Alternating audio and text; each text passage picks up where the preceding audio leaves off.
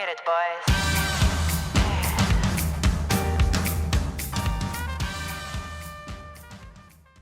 Welcome everybody to HTF Bets here in our second episode of season 12 here of Hitting the Field. I am joined by my co-host Robert Husby, but today we're going to jump into soccer, which we have not covered in a while, and I'm glad to get it today. And that means we have HTF soccer expert Manuel Chimoy in here with us. Manuel, how you doing today? Great. Finally, glad to be back. You know what I'm saying? I know you've been waiting on this one, so we're glad to get you on. Soccer is kind of at a midpoint here with the season here as we're entering February in a couple of days now. So I'll go right into you, Manuel. The Premier League is off and running, and Manchester United somehow is sitting in first place right now in the league. Is it going to stay that way, or do you have somebody else that you think is going to win the league? Look, I think that Man U, obviously, they have a record where they'll always go down eventually with their plays. Like today, actually, with Sheffield United. A little bit unlucky, obviously. The selection wasn't too good, I would say, from the coach there. But still, I think Man City is going to win. Pep still going strong there. I think their last defeat was 5-0, if I'm correct. Uh, and I don't know. I think Man U could really challenge it. Definitely Liverpool's out the window. I can tell you that much. There's no way they're coming back, especially with the injuries of Van Dijk and Joe Gomez. But yeah, I would say Man City. Yeah, United, I mean, despite what happened tactically today, I just don't think a team that's really serious about winning the league can go and lose to Sheffield United, who is the bottom of the table. They're already a lock to get relegated before today. I mean, you just can't lose that game. Robert, do you see it the same way? Or, I mean, who do you have winning the league this year? Yeah, I mean, as much as it pains me to say, I think it's going to end up being City. City's on a hot streak right now. They look great. They look like, the City of old under Pep. They finally don't have all those injuries they had last season. So, they're obviously able to play catch up a lot better than a team like Liverpool can. Liverpool obviously I mean, their injuries have devastated their season. I mean, you don't want to use that too much of an excuse, but yeah, it's very clear what's happened to that team. So they're fighting for top four. I don't know if they're going to get much better than that. But yeah, I think it's firmly City. United's played really well. They've played above expectations for sure. Especially all last season, they were talking about firing Ole Solskjaer. So, it's a great comeback for them. But no, I think ultimately it's going to end up being Pep Guardiola and Manchester City taking the title back from Liverpool this season. Yeah, definitely. And I think health is something that has to be put in with Man City as well. Obviously, Sergio Aguero, we have not seen much of him this year. Gabriel Jesus, when he's been in there, been a little underwhelming. But the other stars at City have been going well, including Gundogan has been pretty solid this year. I think he leads them in goals in the Premier League right now, if I'm correct. But speaking of, you said United, they stuck with Ollie, and it's paying off so far, albeit today. But a team that did not stick to their guns and did not give a manager time was Chelsea, and Frank Lampard got the sack a couple days ago. Manuel, was this too early for Frank Lampard, and how do you think Thomas Tuchel is going to fare there in Chelsea? To be honest, after the mega signing that Chelsea did, I think it was probably the right move. You could tell that it wasn't really gonna go anywhere with that. I think Lampard was great with inspiring like young generation and stuff, and that's why Chelsea did so well last season. But now you have more of egos like in this team now with Werner, Timo Werner here. Kai Havertz, and I feel like maybe that got a little underwhelming for him or something like that. So he can't really control the dressing room too well, and maybe a little bit of that like made the performance, not go well and stuff. But no, I think they did the right move. Tuchel, I think, is probably going to do pretty well. Obviously, they took PSG to the finals and Champions League. But yeah, no, I think it was the right move for sure. Yeah, it definitely remains to be seen what's going to happen there. But storylines everywhere right now in London right now and the EPL. But we're going to switch over now to La Liga, where right now Atletico Madrid, they've put a nice little gap right now between them and second place. Robert, do you think Atletico Madrid has what it takes to go wire to wire this year, or do you think a Barcelona or Real Madrid can get back into the race? I mean, it's not that big of a gap. In between, I think Atletico's up 6 points on Real currently, something around that. Definitely a pretty decent lead, especially because Atletico is just playing unbelievable football under Diego Simeone right now. At least for Atletico, it's about time because they're a team that just do not win. They've won under Simeone once or twice. And I think the problem is though that, they are going to, face some adversary if Real Madrid can get back on track. Barcelona is starting to get back on track a little bit. But no, ultimately, I think Atletico has it pretty firmly secured right now. I do think Atletico actually will win this season. I think Real's problems are just a little bit too, again, injuries. Zidane's kind of tactics are kind of failing them a little bit right now. So definitely, I think Atletico can take advantage, and I think Atletico will see it through the season. Yeah, and of course, they've been aided by Luis Suarez, who Manuel knows very well. Is this bittersweet seeing Luis Suarez? I mean, how big is he been missing right now in Barcelona's lineup under first year here under Ronald Koeman? I mean, yeah, I definitely miss Suarez. Obviously, I think with the coaching that Barcelona has at the moment, maybe Suarez wasn't going to do too well. Obviously, under Simeone, he works really well, as you could tell. So you could actually say that Madrid, Atletico is up right now because of Barcelona in a way. So we actually helped them in the long run. Actually, the funny thing is, Atletico is actually could be 10 points ahead of Madrid because they still have one game left and they're 7 points ahead. So that that just seals the gap even more. But I mean, the real question is just gonna kind of end up in second place. I would say because Atletico already did a landslide. I would say, but no, João Felix and Suarez have been really good together. Llorente has been nice with them. Lamar has been playing well, but yeah, Atletico has been playing really well overall. But yeah.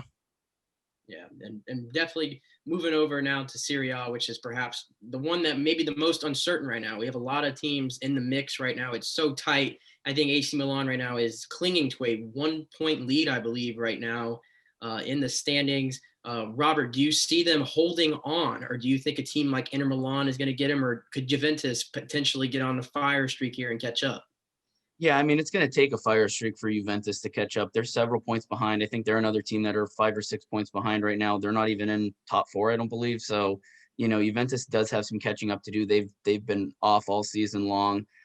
It could be one of the Milan team's years. I mean, listen, Inter is one of these teams that, again, like Atletico Madrid, always the bridesmaid, never the bride. They're always right there. They're always competing. Everybody, puts money on them, says, "Oh, this is their year," and then they never do it.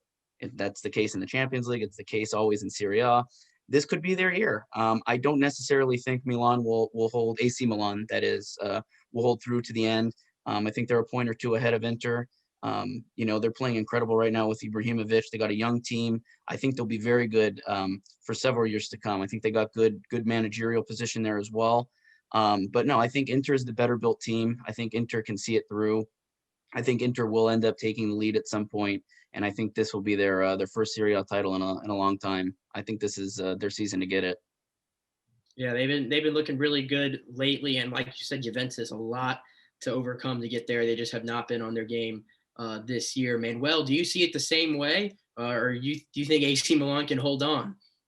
For sure, I don't think AC Milan can hold on. For me, I always say AC Milan is kind of like the menu in the Premier League. If they do somehow get on top, they are gonna eventually fall down with like ties and losses.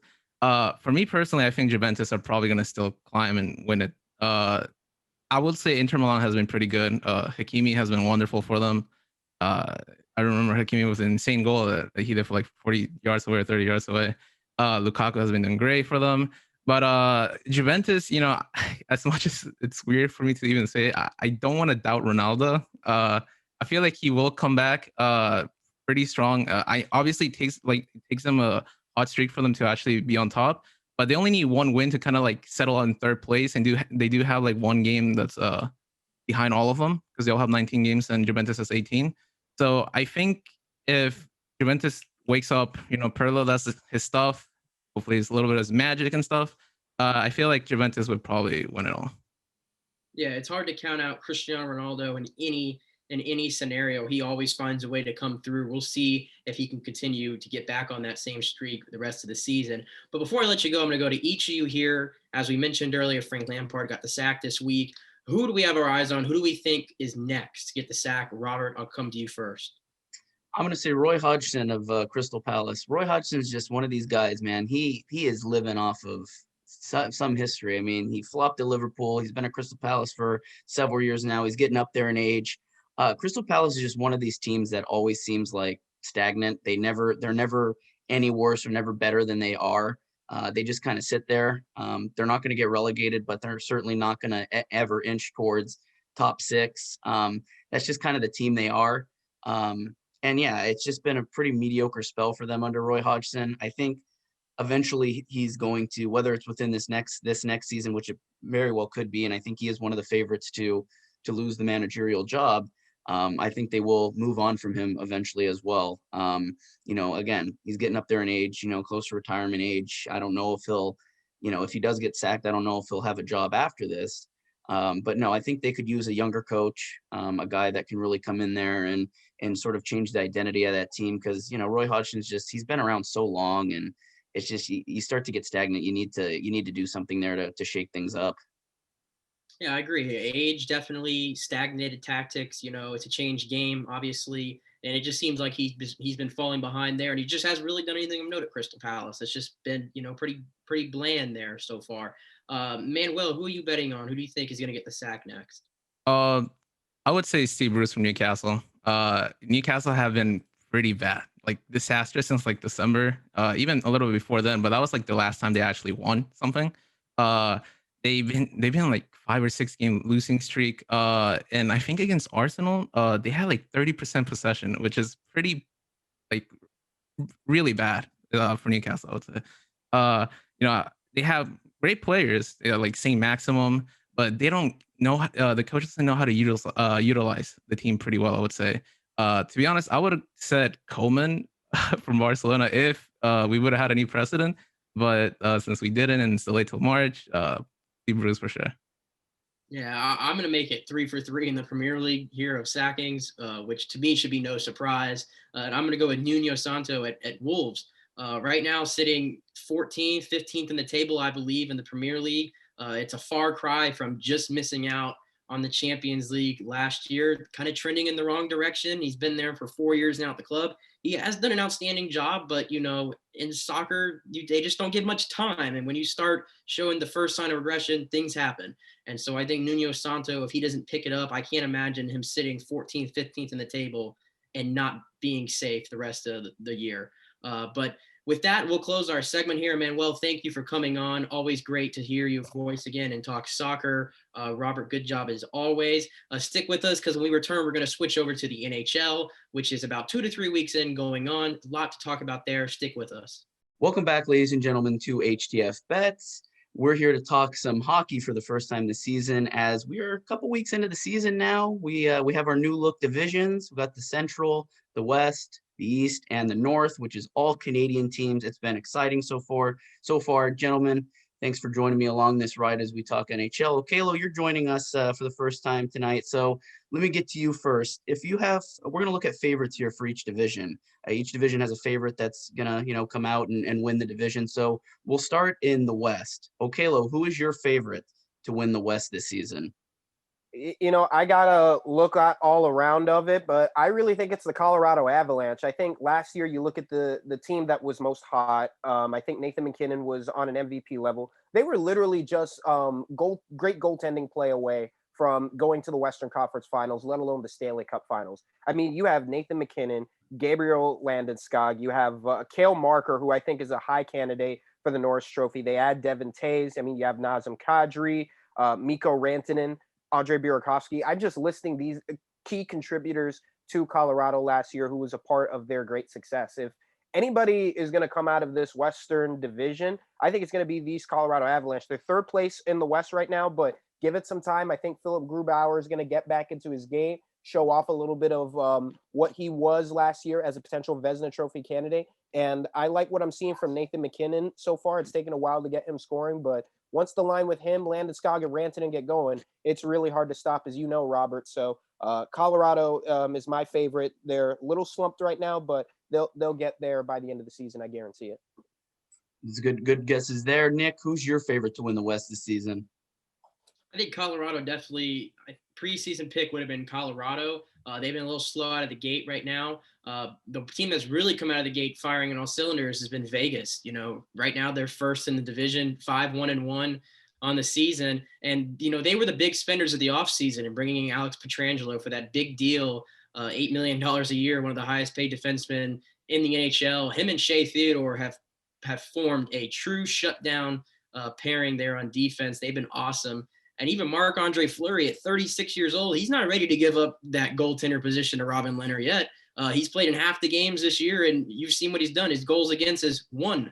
It is 1 after 3 games, which I believe is the best mark in the NHL right now. So at 36 years old, he's kind of turned back the clock, and he's shown that he can still play at an elite level. And then, of course, on the offensive side, you got Mark Stone and Max Pacioretty, who are 2 of the elite two-way forwards in the National Hockey League. So I think it's a very deep team. And right now, I think somebody else in that West Division has got to get going, or Vegas is going to run away. Yeah, I think that's fair enough. I mean, you can't talk enough about how good Vegas is. Like you said, they have arguably the best goaltending tandem in the league.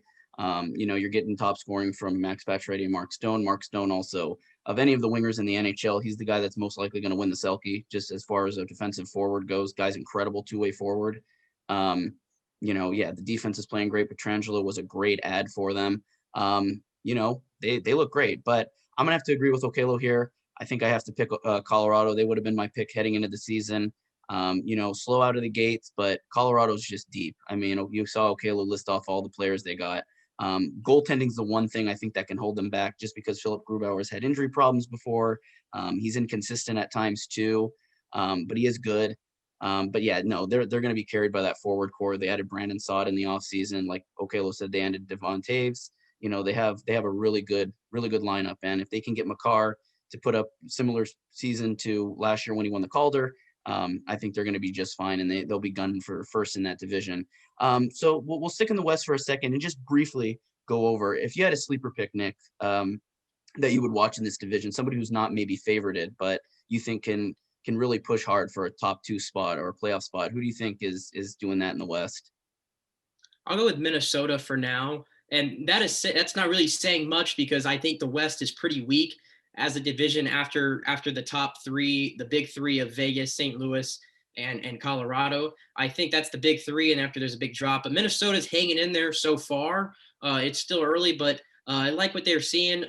They're starting to get a little bit of a return on the big Matt Zuccarello deal, which albeit is a little bit surprising to me, because they gave him that big contract at 32 years old, and he wasn't really that great last season. But this season, he's been a lot better for them, so they're starting to see returns on that. So I keep my eye on Minnesota, maybe to squeak into the playoffs, but I don't think they're a player whatsoever to win a playoff round. Yeah, and Okelo, I'll ask you the same thing. No, I look at the West Division, and I mean, like Nick said, out of the top 3 with the Blues, the Knights, and the Avs, I mean, it's really a hard drop off. But I'm gonna look at, believe it or not, Rob, your LA Kings. I think like they're 4th in the division right now. They're starting to play better hockey. I think as anybody knows, once Kopitar is healthy, once Jonathan Quick returns to form, once Drew Doughty, they have a good young core.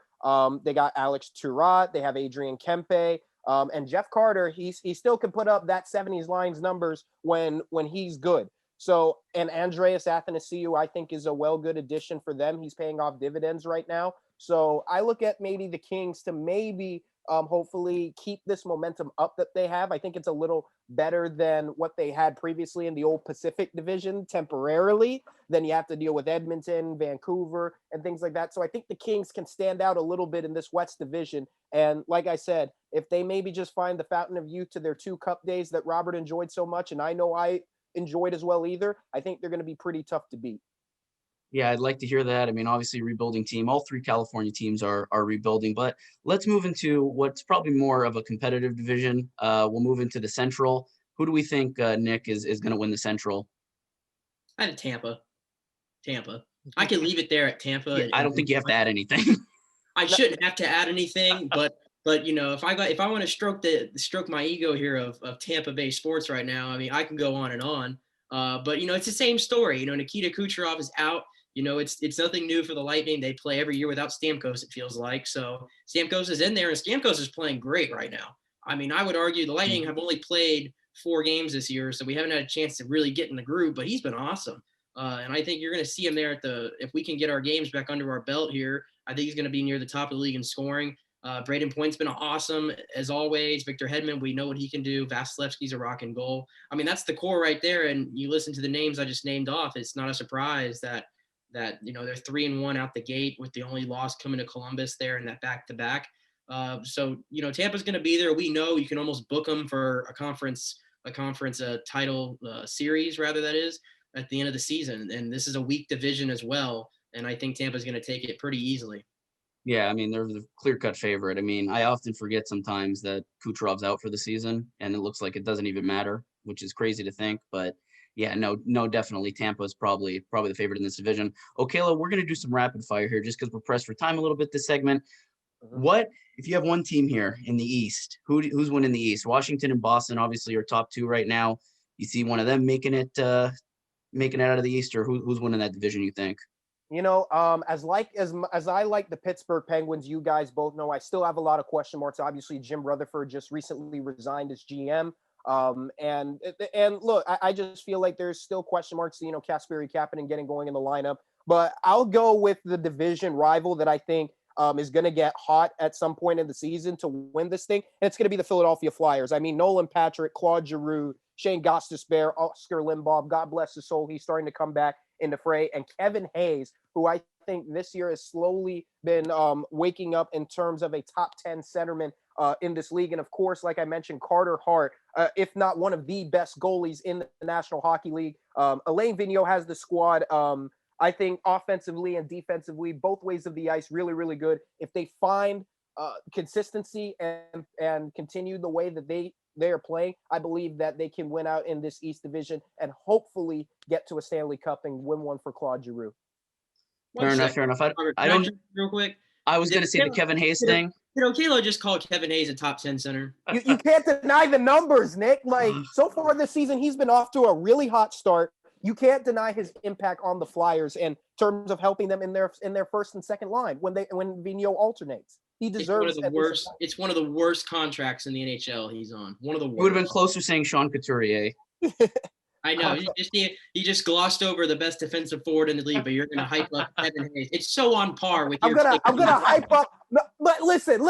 Look, I give the damn man his respect is due. You can't tell me without Kevin Hayes in that second line that they can't rely on anybody else on their roster. I mean, like I said, they got Travis Konecny. They got Jakub Voracek, who's still a top right winger in this league as well. They have guys. I think Kevin Hayes this year is going to creep up into that top 10 competition. I don't disrespect Sean Couturier. Like I said, it's a matter of health for me, but we already know he gets the goals and gets the assists. But you have to, like I said, can't deny the impact that Kevin Hayes does on the defensive side of the puck, as well as his ability to get in the greasy areas and score the goals that he needs to. That's what I've seen in New York and Winnipeg, and he continues to bring it for Alain Vigneault.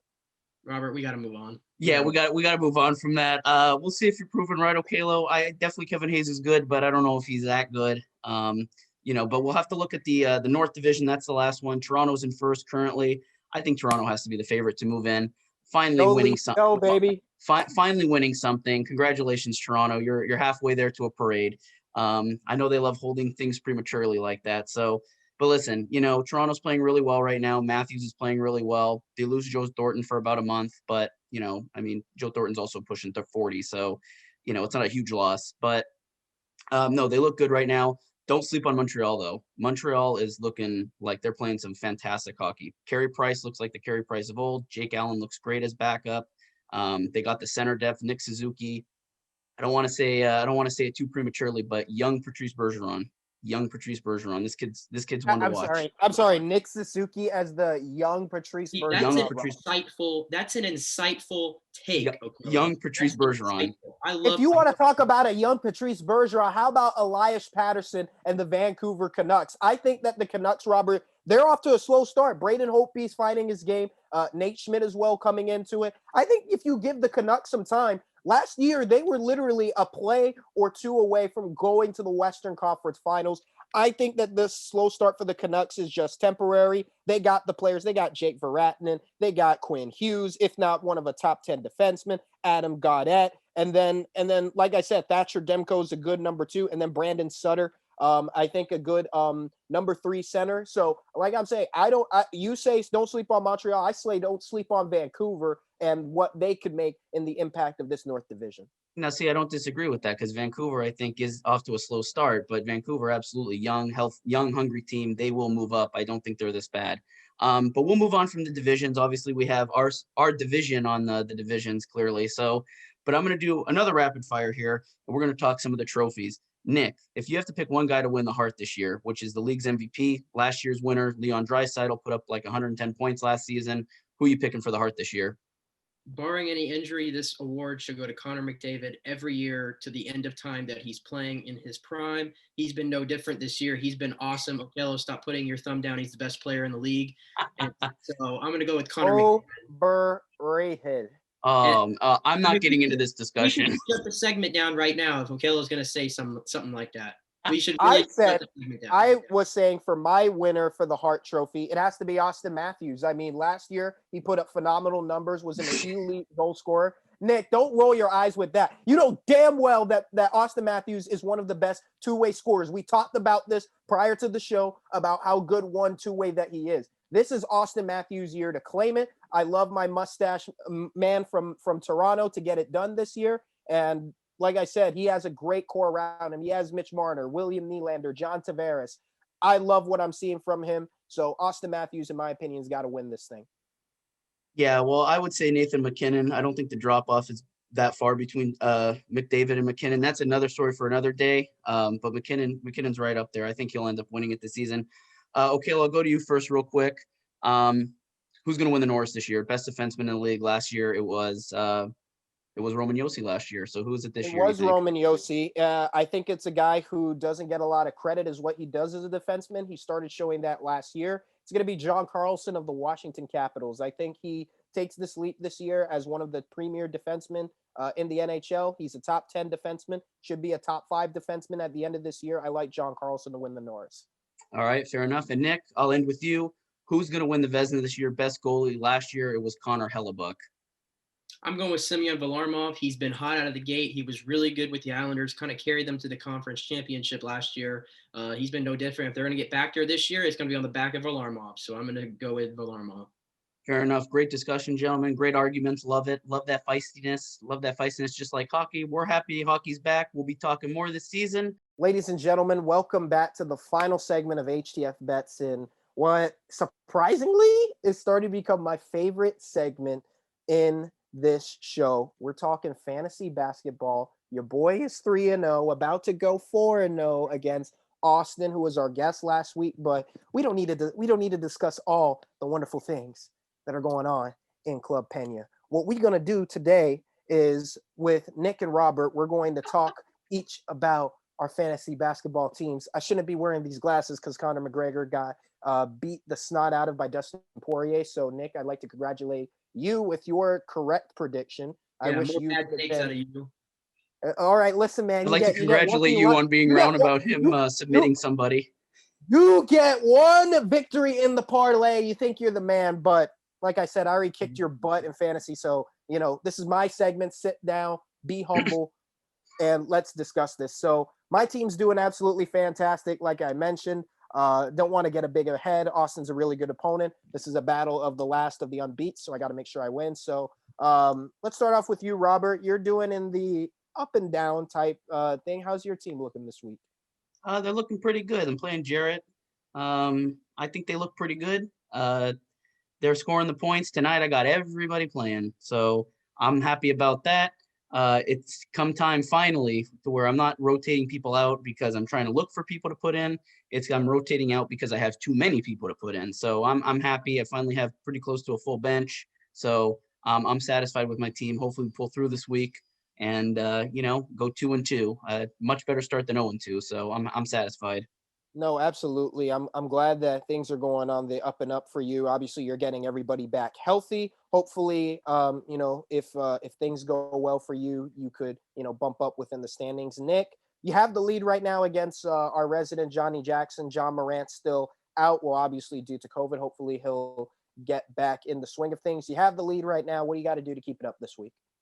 I got to ride my centers, man. I got so many centers, I can't even pick up who I want to pick up in free agency because I got too many centers. And I'm being led right now by Drummond, Capella, Jokic, and Sabonis, which, I mean, how many centers are there better in the league right now than those guys? Not many. And Clint Capella especially has come on now as he's gotten adjusted to Atlanta and as he's gotten healthy. He's been great. I think he's first or second in the NBA right now in rebounding, which is awesome fantasy production. So I'm 1-2, but it's a good start to get to 2-2 against basement dweller Johnny Jackson. We got plenty of opportunities. I don't think we're out of it, and we're coming for you, Okelo, because we can't let you win. We can't let you win this league. Look, man, I'll show you all the very trophy that we got upcoming this season. Hopefully when I get back up to Orlando, I got to give our fantasy football victor, John Whitley. I apologize to Sean Green, who said the trophy is mine, trying to look like the evil villain from Austin Powers, but it's all right. We're going to do fine this year. So, like I said, my team's doing pretty good. I mean, LeBron James got me 94 on Monday night in his first game back against the Cavs. Like I said, I'm riding GOAT James till Kingdom Come. And I actually like to give a shout out to Sean, giving me an assist with my roster. After all, I did pick up Cole Anthony this week, as well as picked up Tim Hardaway, which he mistakenly dropped. So I'll be able to cash in from the points from there. But speaking of ad and waiver claims, we do have to make some additions and drops. So Nick, I want to start off with you. What's one player this week that you need to add, you feel, you already got big centers, either a trade or through the waiver wire, that you feel is going to make a big impact? Well, I still want to add him. I'm trying to find a way to finagle my roster here to get him, and that's Enes Kanter. He's gotten a chance to take over as starting center with Nurkic going down right now with an injury, and he has been awesome. 22 rebounds the other night for Enes Kanter, and he can do that. I mean, I don't think he's going to put 20 rebounds a night, but if he can give me anywhere from 10 to 15 a night rebounds, anything he scores is just extra on top of that. Obviously, he's like a third or fourth scoring option in that Trailblazer lineup. But I think he'd be an awesome addition to my team. I just got to find a way to put him somewhere.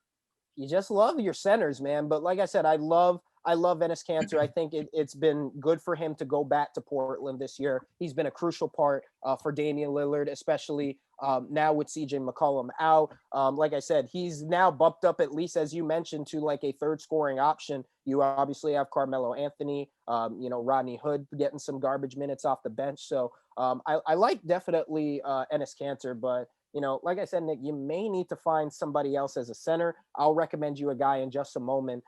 Robert, what's one player that you feel like can give you a boost to your roster or to anybody's roster this coming week? Tyrese Halliburton.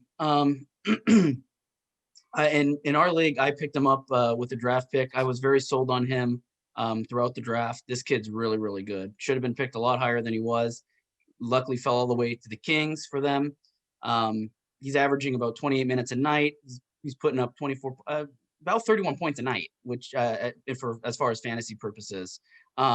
This kid's really good, and he's starting to get starting minutes alongside De'Aaron Fox. He is really, really good.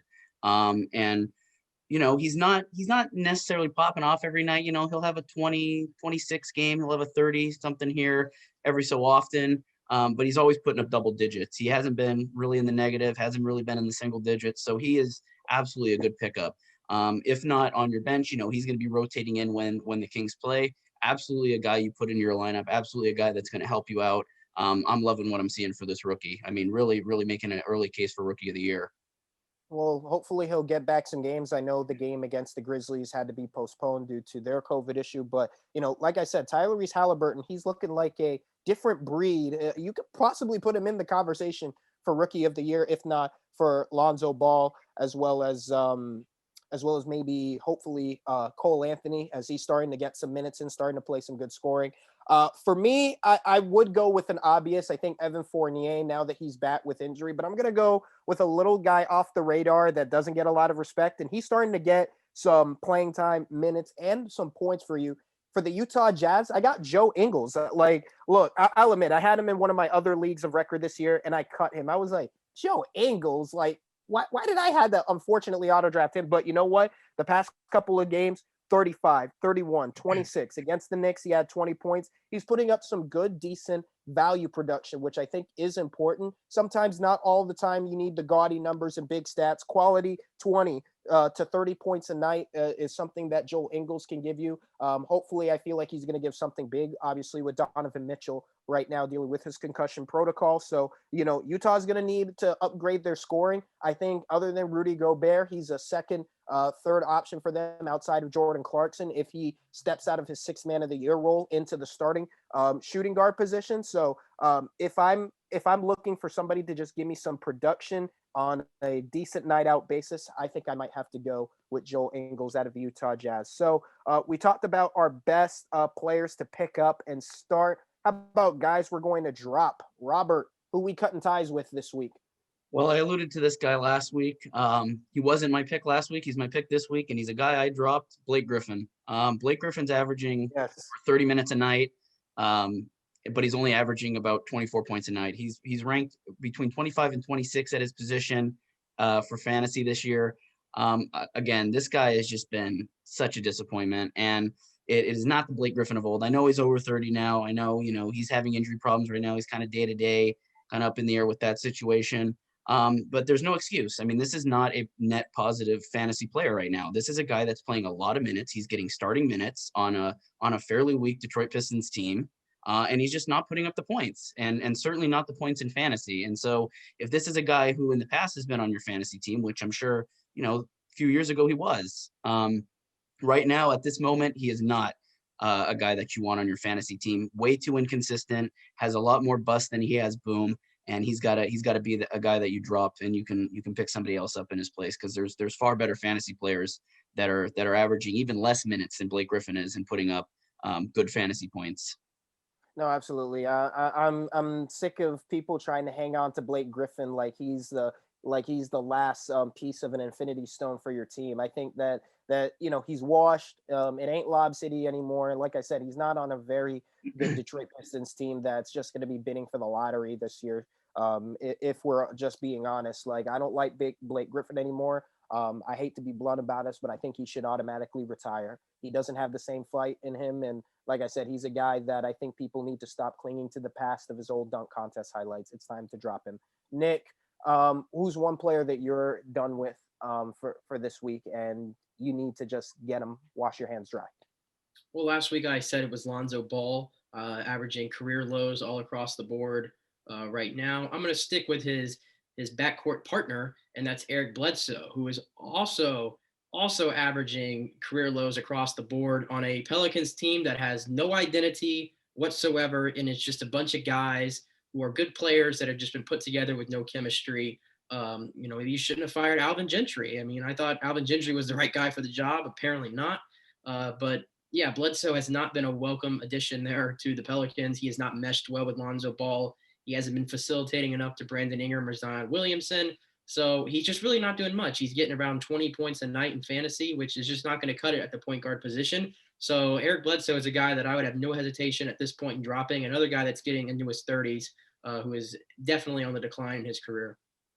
You know what? The Pelicans should, I know you mentioned Lonzo Ball. I know they're, as of right now, looking at potential trade inquiries for him. So, like I said, maybe add Eric Bledsoe on the list, because what I thought I saw in Phoenix way back in 2013, he ain't it. He wasn't it for the Bucks. He wasn't that third guy with Chris Middleton and Giannis Antetokounmpo. So, like I said, I agree with you 100%. Bad karma all around if you have Eric Bledsoe. Like I said, stop clinging to the past. And for me this week, I think it was an easy choice.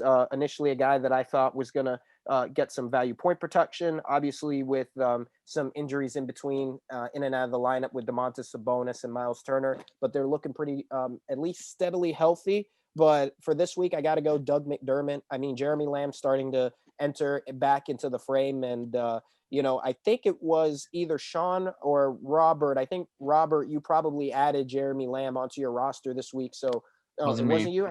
I think it was probably Sean. So if it was Sean, kudos to him, because Jeremy Lamb's a good option. Like I said, Doug McDermott, he's primarily a role bench player. It was just that initial boom for the week that he had, getting in between those 20, 30 points.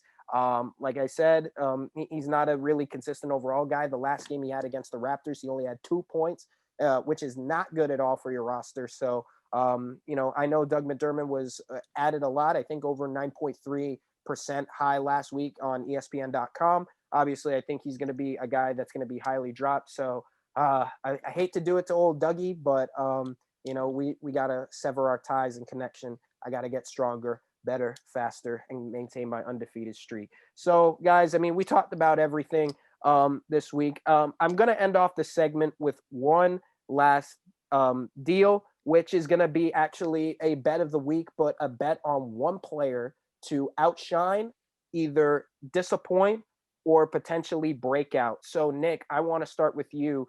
Give me one player in fantasy this week that you're betting on that nobody's talking about, or even who's starting to come back into the fray, that you feel like is going to lead a fantasy owner to greatness this week. I'm going to go with Michael Bridges. He's been pretty solid this year in Phoenix. He's kind of been the third, I'd say the second actually scorer there behind Devin Booker in Phoenix, despite CP3 and DeAndre Ayton being there. He's taken a big leap in his game. I have him rostered on my team, and he's been pretty solid, and I think he's going to continue that breakout as we get further along to the season. So my pick for that to ascend this week is going to be Michael Bridges.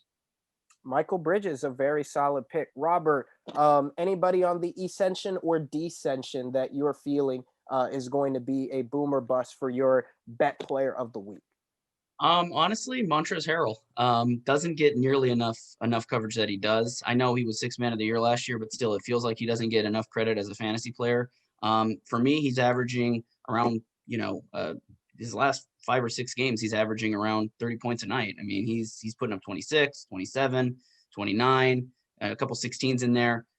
So, not quite 30, but, around that era of just consistently putting up double digits. And I think for a guy who primarily comes off the bench, you can't ask for a better guy to put into your utility slot there. I think Montrezl Harrell's been a great addition for the Lakers, and I think he's a good addition anytime. It's going to be interesting to see how they play against the 76ers and how he factors in there. But no doubt, I think Montrezl Harrell's a guy that does get overlooked and probably shouldn't, given his play this year, last year, and so forth.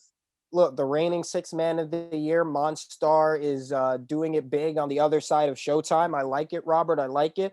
I think for my player to wrap up this week, like I said, I feel like I'm a broken record, but back from injury, and he's doing what he does best. And hopefully he will be that spark that the Magic need again to hopefully get going like they did at the start of the season. And it's Evan Fournier. I'm just going to read you guys the numbers, and I think that they speak for themselves. Last 4 games he came back, 32, 46, 30, 42, and then he's got the Kings. What else can you say?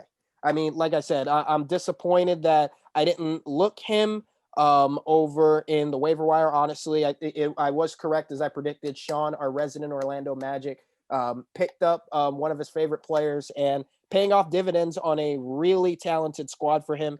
I expect Evan Fournier to continue what he's been doing. Now with Markelle Fultz out and, knowing some of the injuries and some of the question marks, I mean, Fournier's been the glue that has kept the Magic together since he's been there. So, he's going to do his role. I know he was on the waiver wire a lot. He's starting to be the most added player right now. So I expect for him to continue. I'm going to make a bold prediction here. I wouldn't be surprised if Fournier has 50 points in a fantasy game this week, which I don't think would come to a surprise to us. I love what I'm seeing. Sean, we're going to have to maybe talk some trade maybe down the line. I'll see maybe who I have to give up. But unfortunately, what I got to give up is this mic because we are out of time, ladies and gentlemen. For all the good folks here at HTF Bets, we want to thank you so much for tuning in.